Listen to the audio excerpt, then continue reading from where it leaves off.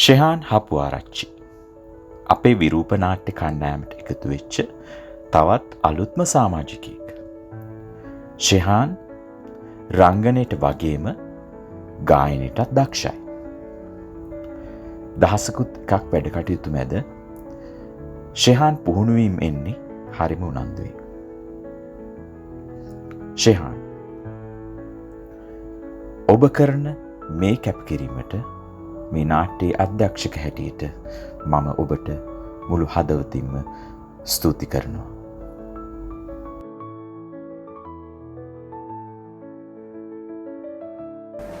මම ෂෙහාන් හපුආරච්චි.